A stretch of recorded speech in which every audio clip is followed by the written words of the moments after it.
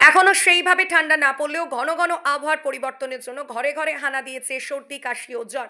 এছাড়া অতিরিক্ত ভাজাভুজি ও জাঙ্ক ফুড খাওয়ার জন্য অনেকেই পেটের সমস্যায় ভুগছেন। এসব বিষয়ে সাধারণ মানুষকে সতর্ক থাকার পরামর্শ দিলেন বিশিষ্ট চিকিৎসক ডক্টর সুদর্শন চক্রবর্তী।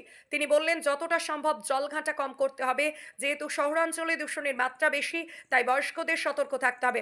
পাশাপাশি তিনি ভাজাভুজি ও জাঙ্ক ফুড এড়িয়ে চলার পরামর্শ দেন। আসন্ন বড়দিনের জন্য তার পরামর্শ, প্রত্যেকেই আনন্দ উপভোগ করুক, কিন্তু নিজের বা অপরের ক্ষতি করে নয়।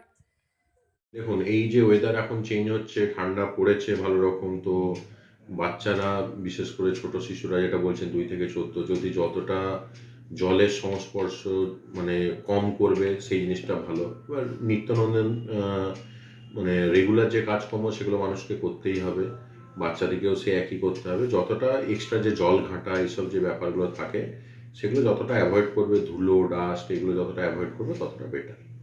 এবং যাদের বয়স্ক লোকেদের দেখা যাচ্ছে এখন বেশি অসুস্থ হচ্ছে, কি বলবেন? দেখুন, একটা আমাদের যে ইন্ডাস্ট্রিয়াল এরিয়া, একটা পলিউশন এফেক্ট তো আছেই ডেফিনেটলি।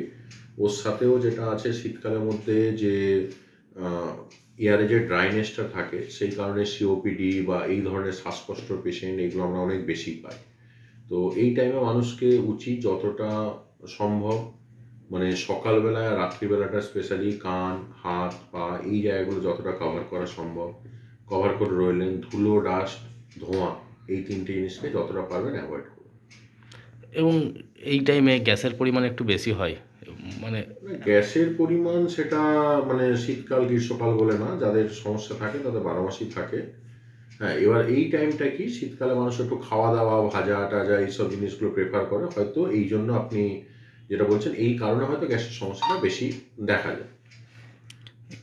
মানে সবাইকে কি বলবেন কীরকমভাবে থাকার জন্য? এই টাইমে শীতকাল, সবাই আনন্দ করুন। খাওয়া দাওয়ার দিকে একটু সতর্কতা অবলম্বন করতে হবে।